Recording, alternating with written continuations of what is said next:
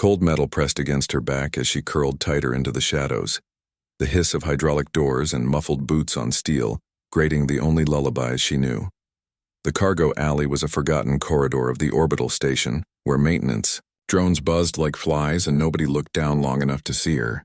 It smelled of scorched plasma and old oil, and it was always dim. One flickering overhead panel sputtering just enough light to cast her silhouette like a ghost. She hadn't eaten in 3 days. Maybe 4. Time blurred when you stopped counting. Her small hands trembled as she clutched a cracked ration packet she'd scavenged from the trash chute. Empty like everything else. Her skin, once a smooth silver sheen, was now dulled by grime and crisscrossed with bruises. The bruises weren't from fights she was too weak to fight. They were from squeezing into too tight crevices to avoid station security. From falling. From sleeping on sharp grates and rusted edges. Her clothes, if they could still be called, that were ragged strips tied together by wire and luck, barely clinging to her frail body. The humans passed by her hiding spot every cycle, engineers in heavy boots, pilots with their helmets clipped to their belts, traders laughing over credits and spice. Not one of them saw her, or if they did, they looked away. A child alone was too hard to look at, especially when she wasn't, even human. Her people had called themselves the Kirill, gentle song-speaking folk from the moons of Eloria. They had no weapons when the border wars came, just gardens, libraries, and voices like music. That was before the bombs, before the atmosphere turned red, before the ship stopped returning, before she had to flee with nothing but a scrap of her mother's scarf and a memory of lullabies. Now she was here, the last of them. Her name had once been something melodic, layered with tone and memory. Kirill names were more than just words. They were songs shared between parent and child. But in this place, in this life, she didn't have a song anymore. Her name had been lost to the silence. She watched them from the shadows, violet eyes tracking every movement.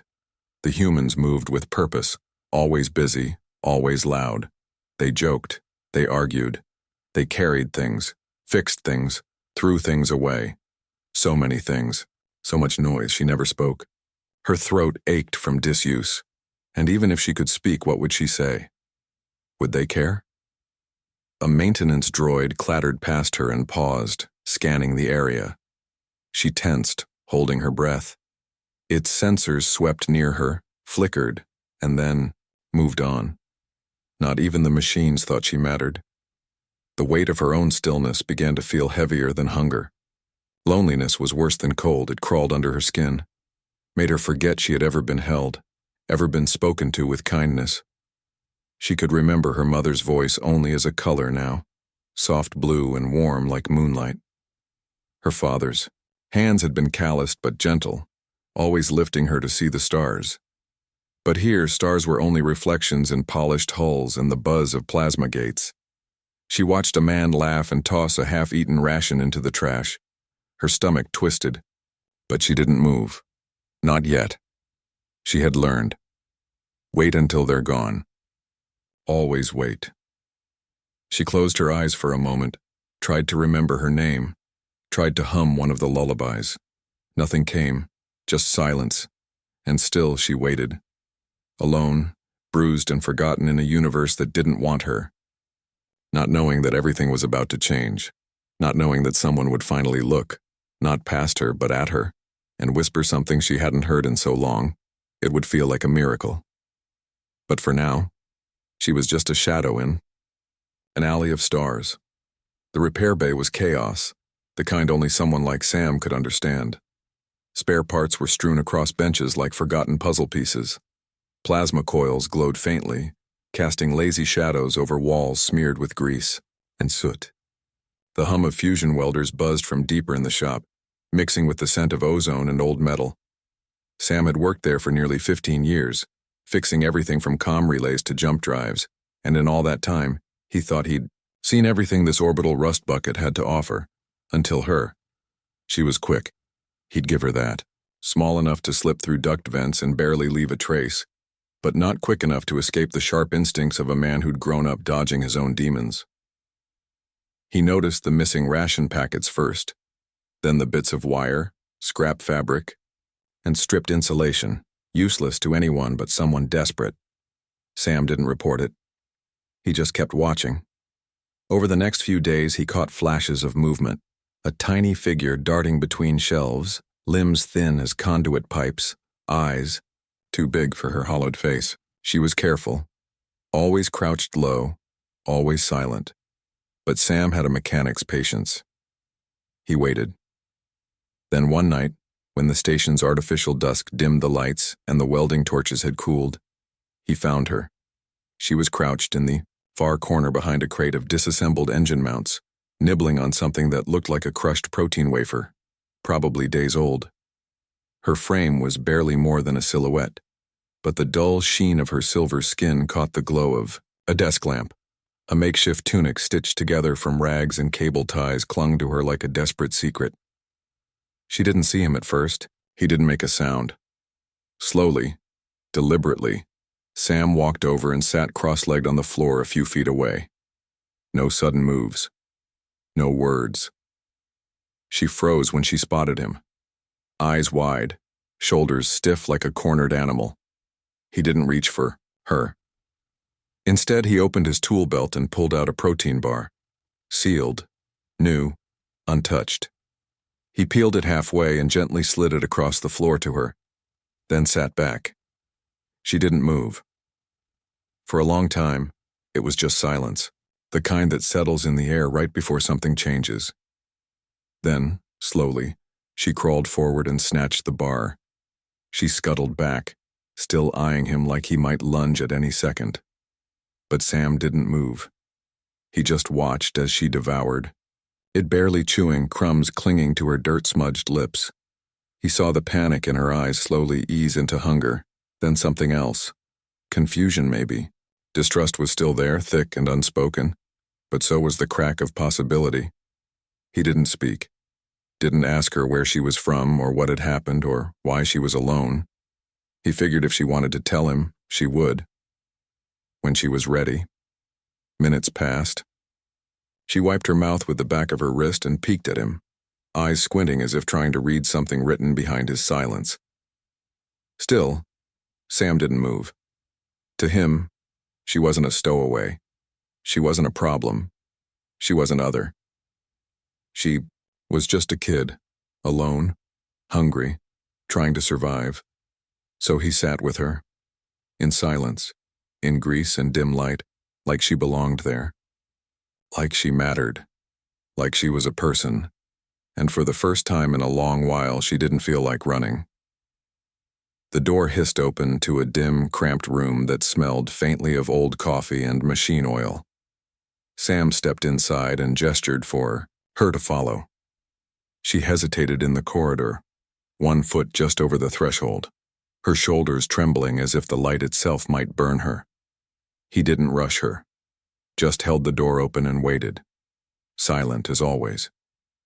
Eventually she stepped, and the room was small, barely wider than an escape pod, but it pulsed with quiet warmth. A low cot was wedged against the wall, blankets rumpled and faded from use. The walls were cluttered with earth memorabilia, postcards of green fields, a child's drawing in crayon, a faded flag pinned above a rack of tools. A small, flickering, hollow frame displayed looping images, a woman smiling beside a lake, an old dog chasing birds, two boys laughing as they tumbled down a grassy hill. She stood frozen in the doorway, uncertain. No one had invited her into a space before. Not like this. Not like it meant something. Sam moved slowly, walking to a metal chest near the cot. He opened it and pulled out a blanket, threadbare, soft from years of washing, its corners stitched, where it had worn through. He held it out to her without a word. She didn't take it at first, just stared. Then, with tiny, shaking hands, she reached for it, clutching it to her chest like it might vanish. He nodded once, satisfied, then turned to the cluttered desk at the far end of the room. Amid coils, wires, and half-dismantled gadgets, he found what he was looking for, an old universal translator, cracked on one side but intact. He sat down, tools in hand, and began to work. She sat on the floor, curled into the blanket, silent as ever. But her eyes never left him. Sparks danced as he soldered connections. The old device coughed and flickered, then went dark. Sam frowned, adjusted. A circuit tried again. This time it hummed softly, a pale blue light pulsing along its rim. He turned in his chair and held it toward her, pausing. She stared at it like it might bite, but then, after a long breath, she reached out and touched it. There was a quiet pulse, a vibration in her throat, then a sound, ragged, hoarse, uncertain. Why? Just one word. One question, broken from years of silence. Sam looked at her and his voice came low, even like gravity itself had paused to listen. Because no one deserves to be alone. That was it. No lecture, no explanation. Just the truth, spoken without condition. Her eyes widened, then squeezed, shut. Her chest hitched once, then again. A sob broke loose, dry, raw, startled like she didn't know what it was. She pressed the blanket to her face and shook with quiet, shaking cries that had been buried too long. He didn't touch her. Didn't say another word. He just sat there still, giving her space to fall apart, knowing that sometimes the only thing more sacred than speaking is silence. It was the first time in years anyone had given her warmth, not because she could repay it, not because they had to, but because they chose to. That night in a room filled with memories not her own, wrapped in a stranger's blanket and the quiet hum of a broken translator, she cried until there was nothing left. And for the first time, it didn't feel like the end. It felt like the beginning. The station buzzed with its usual rhythm, engines roaring, alarms blinking, tools clattering in practiced hands. But something had changed.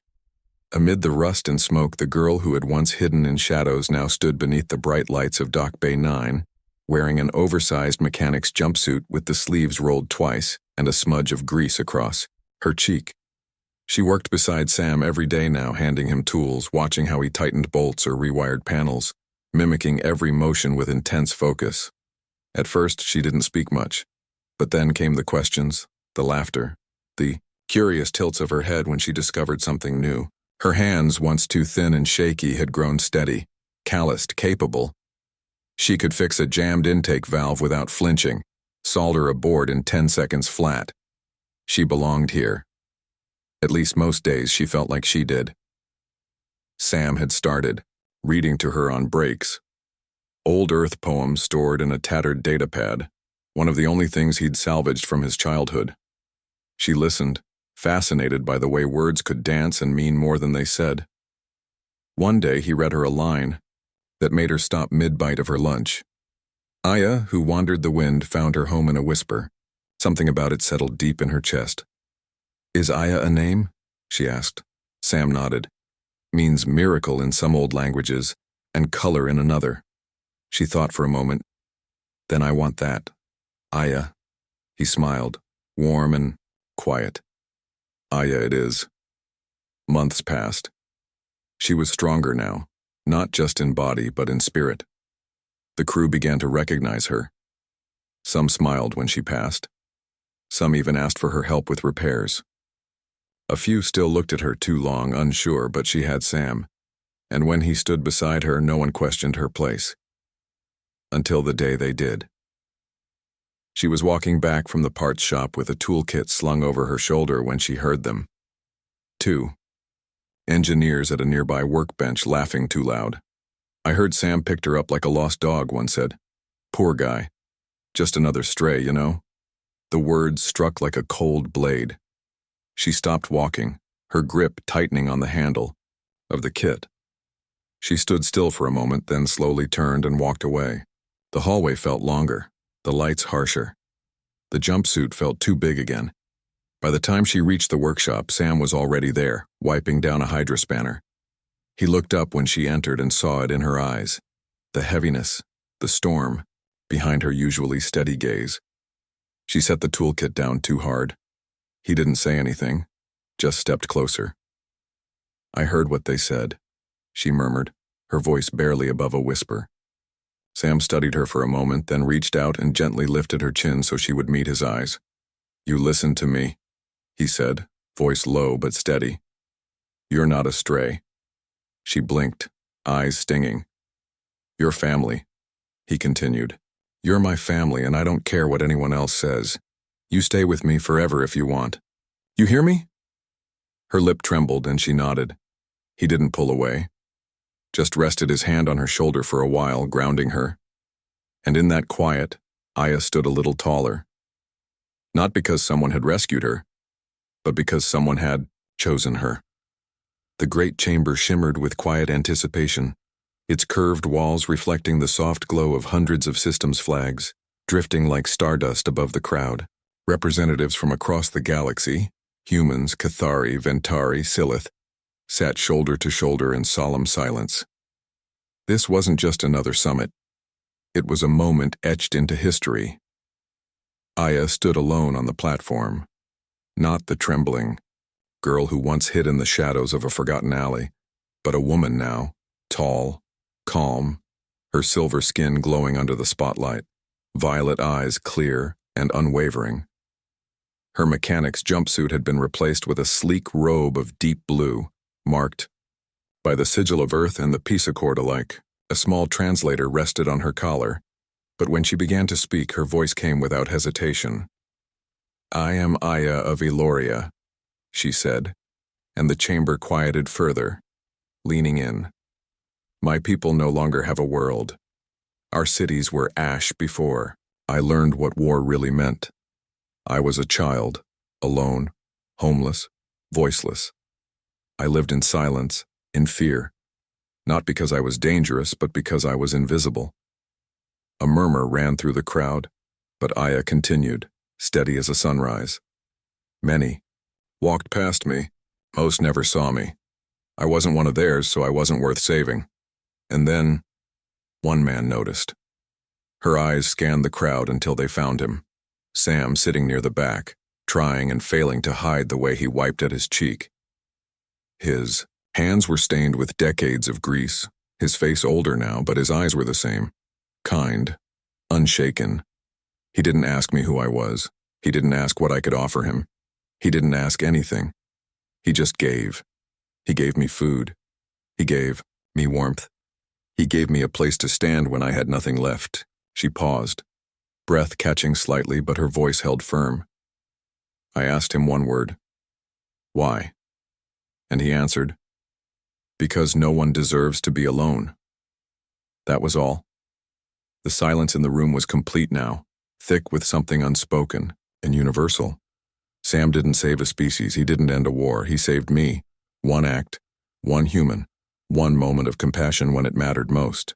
Her voice softened as she leaned forward, not toward the microphone, but toward the people. "Now I speak not as a survivor, but as proof. Proof that kindness, even when it seems small, is the most powerful force in the galaxy. That mercy can ripple through time long after the moment is over." She turned again to Sam, her voice breaking ever so slightly with emotion, but her smile unwavering.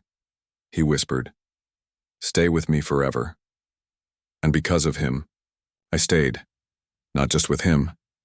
I stayed with humanity. A hush. Then a single clap. Then two. Then the room erupted. Applause crashing through the chamber like thunder, like stars waking after a long night. Some stood, some wept. Some looked at the person beside them a little differently. Sam just smiled, big and quiet and proud. His hands, the same ones that had once offered her a protein bar, now shook with emotion as he looked at the woman she had become. Aya stepped back, nodding once in gratitude to the sea of faces, then again, more softly, toward Sam. One spark had saved her. Now she had become a light for them all,